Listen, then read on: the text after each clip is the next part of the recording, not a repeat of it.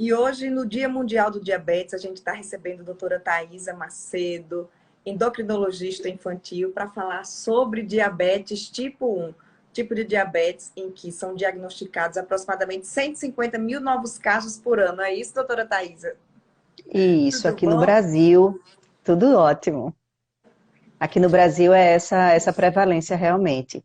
Então é O uma que é questão que deixa a gente bem preocupado, né? Porque é o segundo maior a doença crônica da infância. A primeira é a asma, a segunda é o diabetes tipo 1. E o que é o diabetes tipo 1? Quais são as causas? Porque a gente vê muito diabetes tipo 2, essa relação com maus hábitos alimentares, com falta de atividade física, relacionada ao estilo de vida. Mas o diabetes tipo 1 também está associado a essas causas, doutora Thaisa? Então, o diabetes tipo 1 é uma doença autoimune. Então, sempre ao diagnóstico, a família vem se culpando, por que eu fiz isso, o que eu podia ter feito para evitar. Então, a criança já nasce com uma predisposição genética e geralmente um gatilho, seja uma infecção, uma virose, uma diarreia, uma gripe, seja uma questão emocional, um acidente, um trauma emocional que a criança sofreu, ela faz a doença aparecer. Então, não é culpa da família, né? Não, a gente não pode dizer, porque a criança comia muito doce, ou comia errado, ou não estava com excesso de peso. É uma questão que sempre a gente busca, e a gente deseja que a criança, né, melhore a qualidade de vida, mas não foi por isso que a criança ficou diabética. Quais são os sintomas? Como é que uma família pode detectar um diabetes tipo 1 numa criança?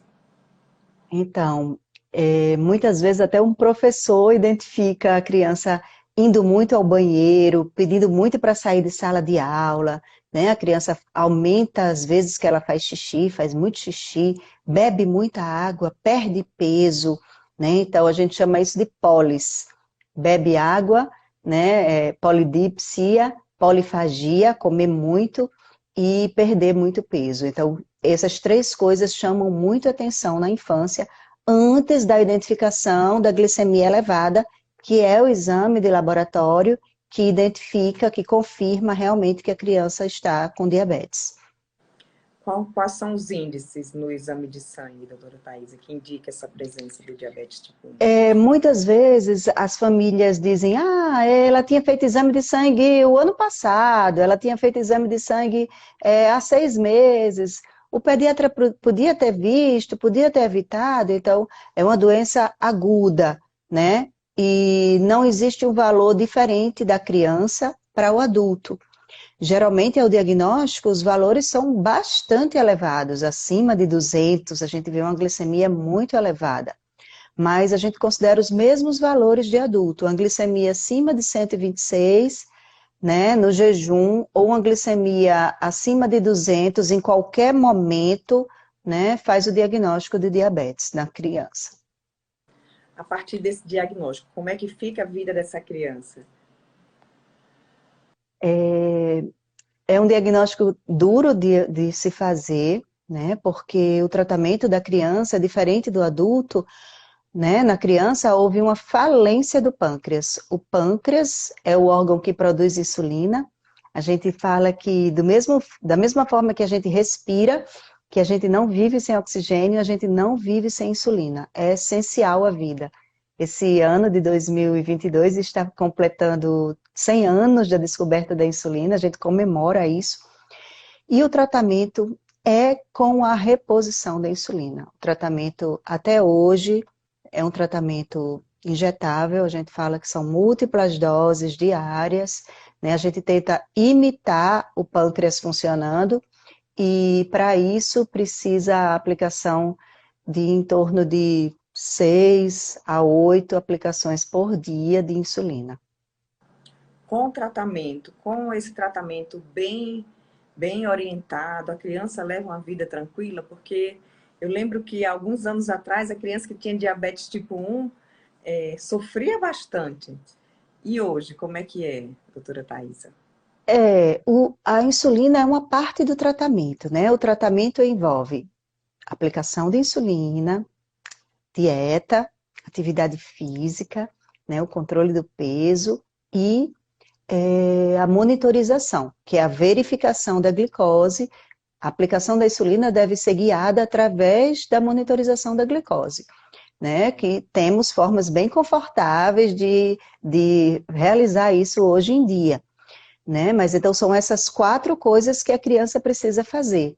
Existem relatos de, por exemplo, irmãos gêmeos, que um era diabético e o outro não, e o diabético tinha uma vida saudável, teve vida longa, enquanto o outro faleceu de infarto, de AVC, muito mais jovem, né? Então, claro, exige uma disciplina, exige um cuidado com a saúde bem especial. Mas como você falou, sim, a criança pode ter uma vida confortável, desde que ela compreenda, né, e a família toda participe desse tratamento. Entra aí acompanhamento psicológico também para fortalecer esse emocional da criança? É muito importante, Juliana. Toda doença crônica, né? Nenhuma criança gostaria de ter esse diagnóstico.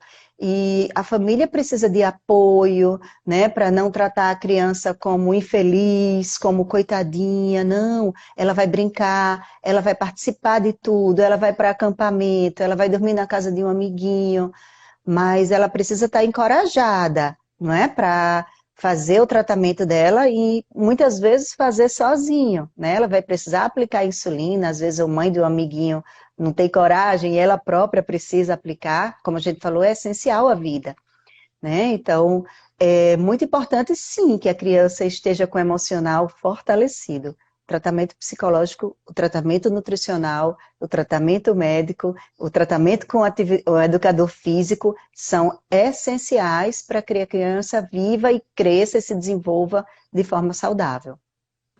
Doutora Thais, agora, criança e doce parece que não dá para separar muito, né? Essa criança que tem diabetes tipo 1, ela não pode nunca comer doce, ou se essa insulina estiver sendo aplicada nos horários corretos, da maneira correta, dá para liberar um dia?